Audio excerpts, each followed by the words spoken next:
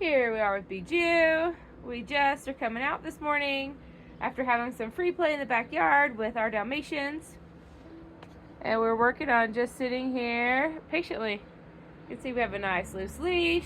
We're just sitting here watching all the cars drive past. Again, remember my shoulder is, sorry, it's hard to have the selfie stick now. My shoulder is rolled back, so my hand is behind my back pocket. It's off to the side, or off to the back. But the leash is short, but just loose. So that as soon as Bijou's feet get in front of my feet, pressure will be on the leash, and I will use one of those 5 tools. He's actually really rocking it. He's getting better about staying on one side. I'm walking him on both sides. I want him to be able to walk on either side, but not cross back and forth while we're walking.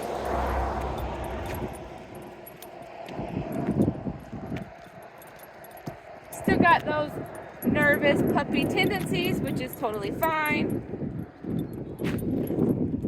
He'll grow out of that as he matures and gets more comfortable.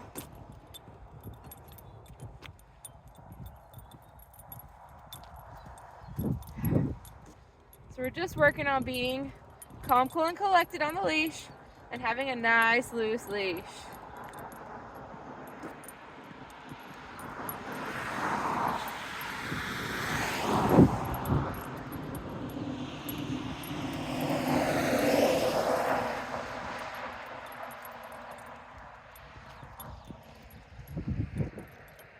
You can see he's doing a good job. We're just giving some flicks. We're gonna do a direction change because he's continuing. He's not creating hard pressure on the leash at all. And as soon as he hits that end, he's starting to self-correct, which is really huge that he's already doing that. But I just want him to start figuring out how to not hit that pressure. So the dogs work in stages. First, they create pressure and I have to correct. And then they start to create pressure and they learn to correct themselves. Then they learn where that comfy spot is, and so they no longer create pressure. And that's when I know I'm ready to take that transitional leash off the nose and just wear it like a slip lead around his neck. So we're just working into that. I'm really impressed he's already begun that. Normally they don't start that for at least a few days in, but a lot of dogs don't start it until weeks. Alright, so I'm just doing some direction changes, a little bit of zigzags. On my now left is the kennel, and so dogs are coming in and out of the kennel, and he really wants to go back over there and play. So you can see he's not super paying attention to me.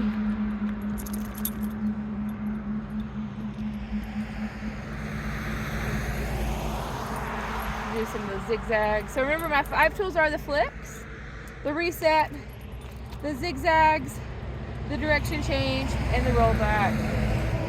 Here, he got scared of the big truck and sat down. That was beautiful. I just kept walking. He's getting really good at that sitting, which is awesome, but I also want him to get used to just being brave and walking with me, not necessarily needing to go into that break position every time. So we'll do both. We'll let him have that break when he gets nervous, but I also want him to start pushing that barrier and just looking to me for reassurance and guidance instead of getting quite so nervous. We'll give a little flip there. We'll give a zigzag.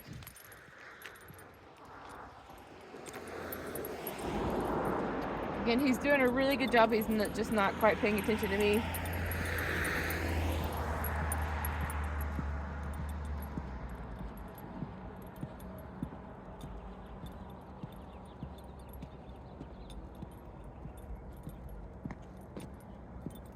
There. See it off to the side that he's just like right there with me.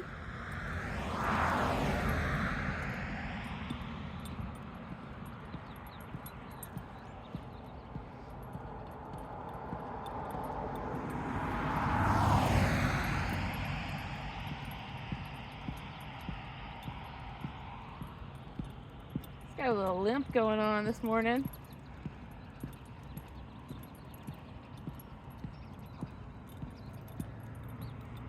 Don't know if he slept weird last night.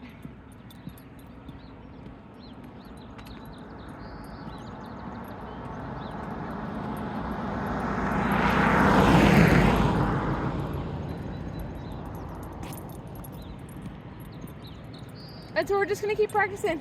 You can see he's really starting to rock it. I was hoping he would throw a little temper tantrum today so I could video it for you and show you how we work through those temper tantrums. But he's not, that's okay. But we're just gonna continue to use those 5 tools. Even if he did throw a temper tantrum, I would use those 5 tools. And that's why they're so handy, is we introduce him now when he's learning.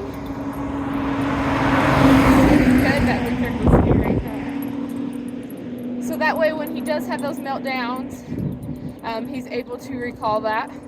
We're also putting in the time to teach him these cues so that when you do them at home with him, he knows exactly the expectation that's supposed to come. There, he just kept bumping into me. He's not paying attention, so I'm lifting up that weight of an apple and just waiting for him to put that bum down. As soon as the bum goes down, the leash will go down.